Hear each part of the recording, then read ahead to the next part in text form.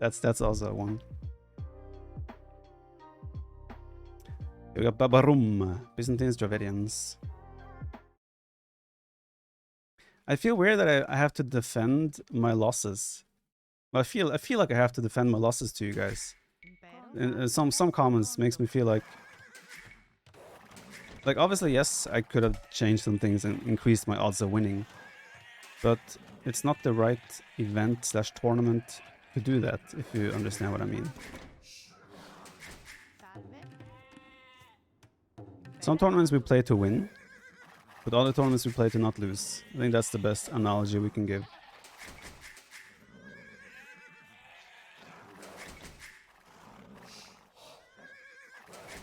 Yeah, ACM play really well though, let's be real. Whether I changed anything myself, it's like the way he was playing, he could have easily won anyway. Let's watch MBL Huang. That could have been a good one. Just watch MBL suffering. I'm really wondering what Huang is doing with Aztecs. Right? Has Huang like trained and come up with a new devilry strategy with Aztecs now that he's constantly grinding, or because that he's not playing Celts is kind of scary actually. I don't want to have to learn a new Huang brush. If you want every game, you won't be as fun to watch. Naturally.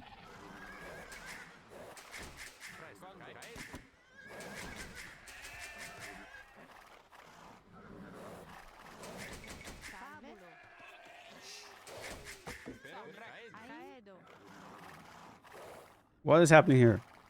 I guess it's that's such a weird wood line.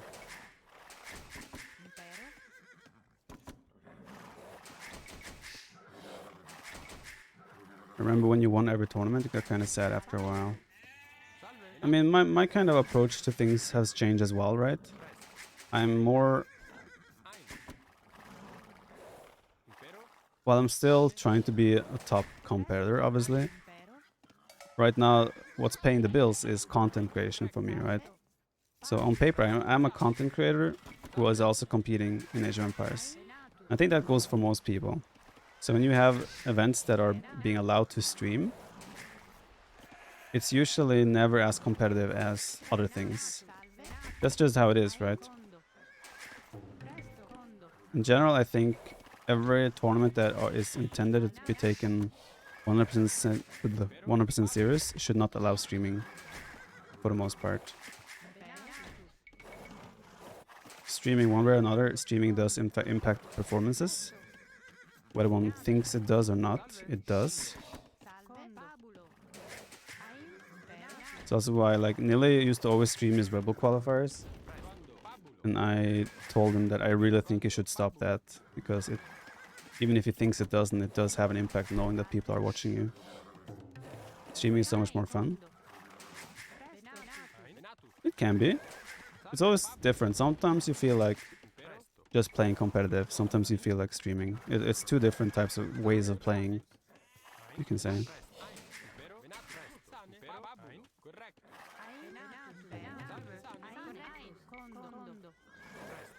For the longest time, you haven't done Korean Trush in Feudal Age.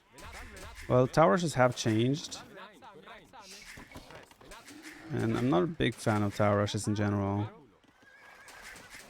So it's not something I necessarily want to do. Whether you want to see it or not. Plus negative comments you get. Yeah, like, especially if you read chat between games and such, it could definitely impact performances or mindset. Like, imagine you lose a game, Rebel qualifiers, and you like read chat between, and you're like, oh, you should have done this and should have done that, and like, oh, this was really bad, you should have done that, and you might, whether you want it or think it does or not, it does impact performance somewhat. So I don't think the big tournaments should allow POV streaming to begin with, in my opinion. So I think it takes away a little bit of the competitive aspect of events in general. And I did the same when I did Open Classic, right? I wanted people to be able to stream. But I've grown to think that everything that is streamed is not competitive.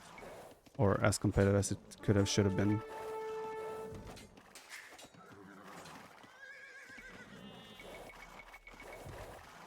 What are Neil's chances of finishing top 4 in Deathmatch World Cup? I don't really know. I have no idea what his deathmatch shape is like. I don't think he has played deathmatch for a long time, actively. So those things are hard, makes it hard to predict. If he was in tip-top shape, I would have given him pretty decent odds. But yeah, when you haven't trained deathmatch, it's hard to judge or guesstimate where your skills are at right now. Wang is playing archers into fast castle, all in eagles. How fast is the castle age? I mean, that's not a... It doesn't feel like a Huang strategy, though. It's just kind of like... Yeah, it's not really Huang, though, is it? It's not what you associate with him. It's still a very all-inish play, don't get me wrong. But it's like a legit all-inish play, kind of. Not Huang, where you feel like... This is just not right. 16 minutes? Okay.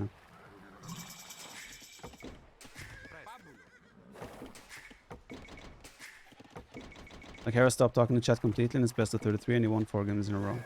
That's what I'm saying.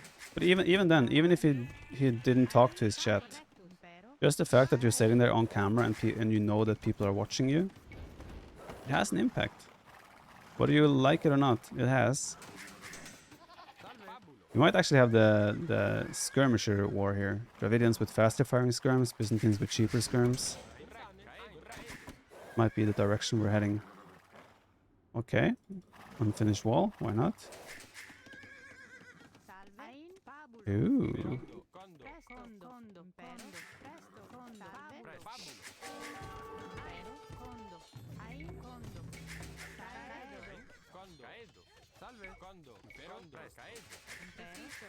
I'm about to overchop here. He should stay. Like, he really should stay. I don't think he realizes. When I say overchop, I mean over forage.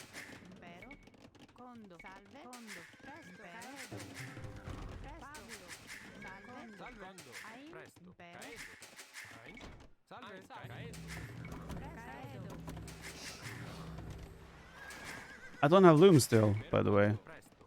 I feel like I can't do it now. I need one archer to help deal with these units. But then I need fletching as well. So I think I'm gonna have to delay loom here.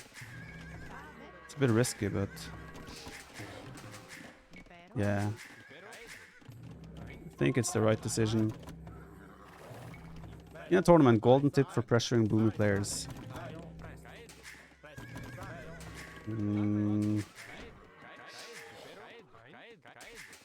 I don't know, man.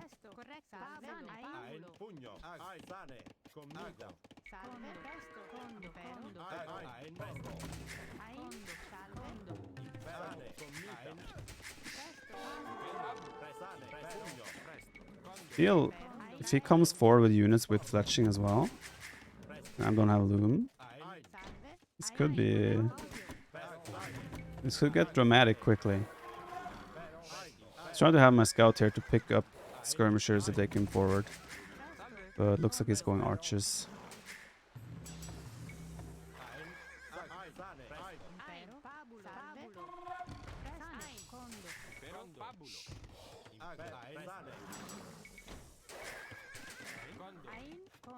Don't do this at home, kids.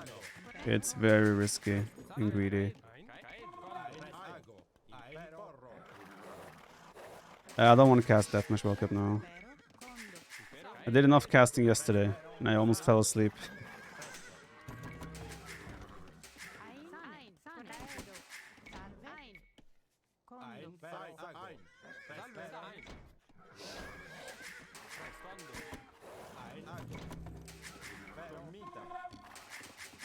I'm doing a very economic approach here.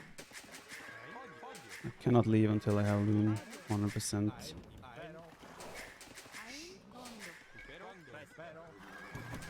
I want to see him go elephant arches. I dare him to.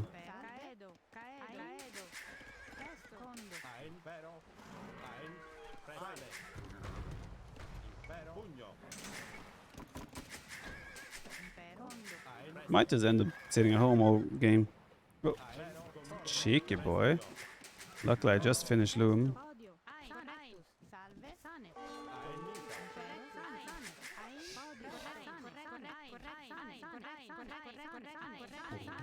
don't think he's gonna... I think he's gonna kill a villager.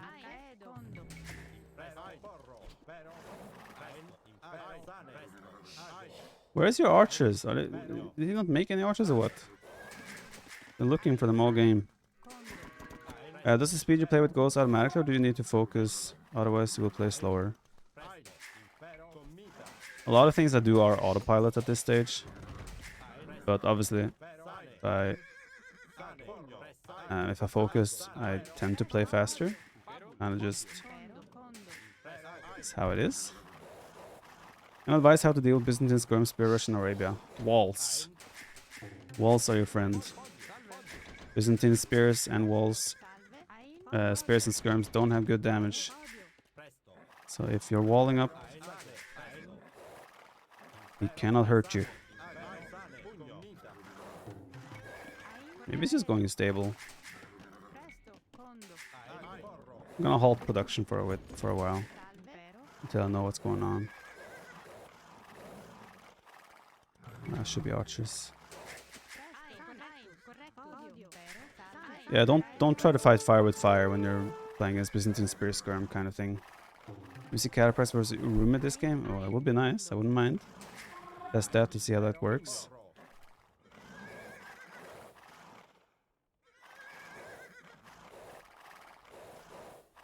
Well, 8 mercenary goes. It will be ACCM against Yo in the final. We lost 2-1 to ACCM in the semifinal. ACCM played very well. Oh.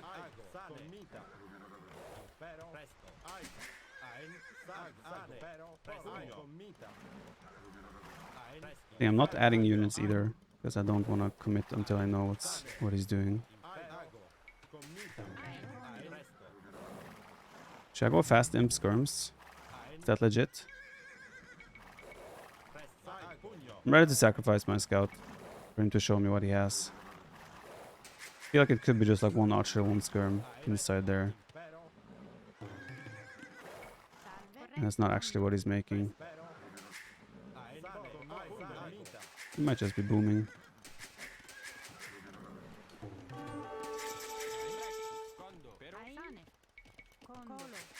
Fast Imp Skirms it is. I did lose my guy. I didn't notice though what he was building.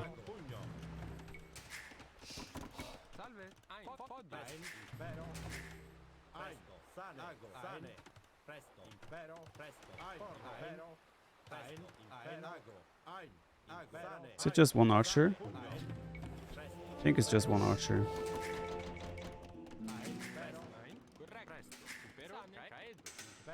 He'll make manganese, no? Doesn't matter. I have skirms.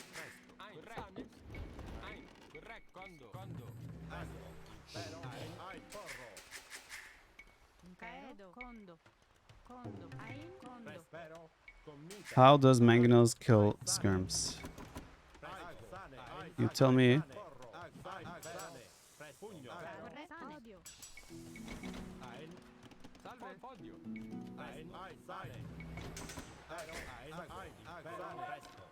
Oh, he's going elephant archers. Pog. That's a pog right there. I always respect the man that goes elephant archers.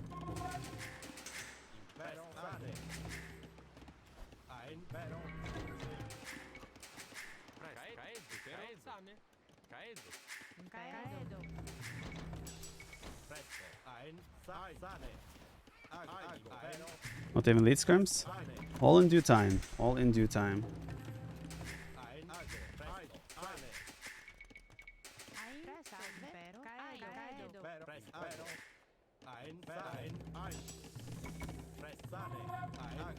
I think he has ballistics.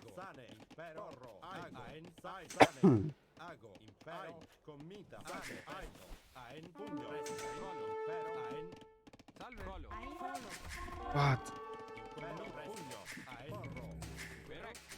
I have ballistics myself. Good luck to those elephantos. Unless there's a mangonel. Then I'm not scared.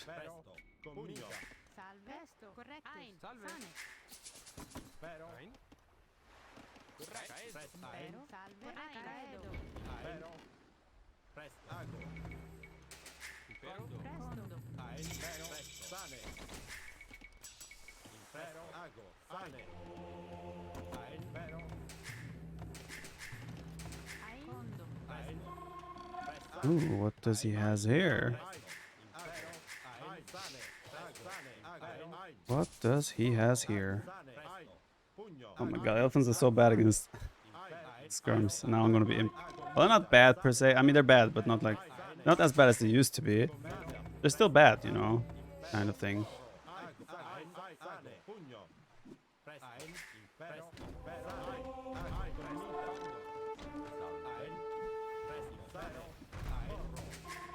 They're still bad. I was going skirms to deal with my imperial age skirms, and my skirms are cheaper. That's a bit of a yikes, isn't it?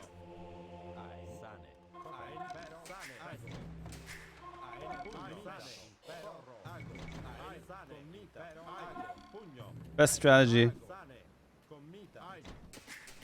Best strategy.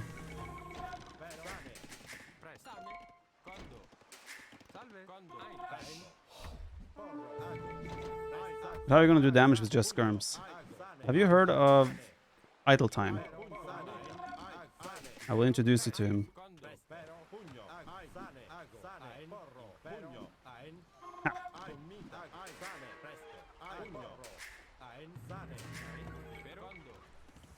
The market.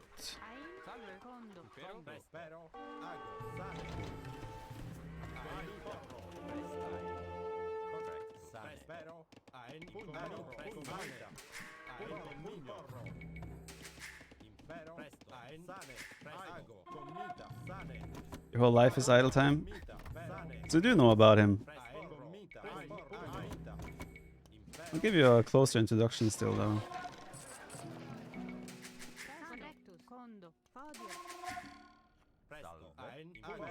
All houses here.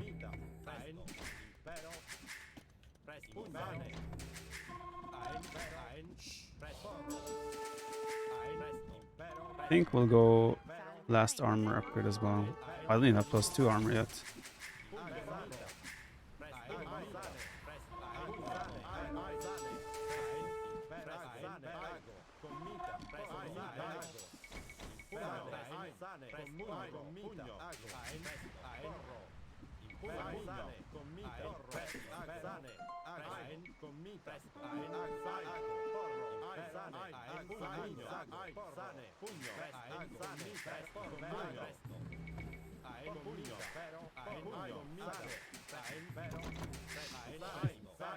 Thing is, Dravidians don't have a good stable either, right? So what does he make to counter this? What do you make to counter this as Dravidians here? You don't have a stable. You cannot make cavalry units.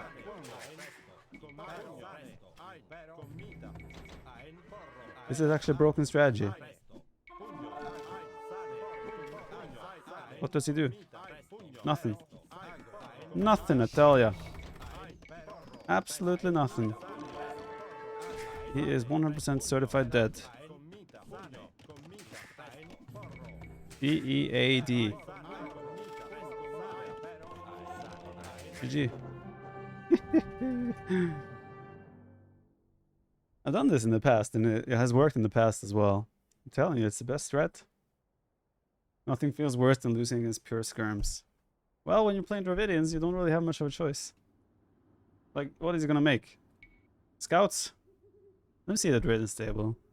Yeah, you have like light cav without bloodlines and husbandry, or bad elephant without bloodlines or husbandry. Even, we do have +2 armor though. Still shit. And my skirms are so cheap. 19 food, 26. So sick. So there's any, you know what? This is a bonus we're nerfing a lot of things these days, right? That are broken. This bonus right here could actually benefit from a bit of a nerf. No kidding. It's ridiculous. They have better skirms? Yeah, but I'm Imperial Age and mine are way cheaper. Not sure how much better his skirms are then, even though he has 30 more vills. I have 24 more army, and I have Imperial Age upgrades. If it didn't go Elephant Archers and full skirms from the start, maybe.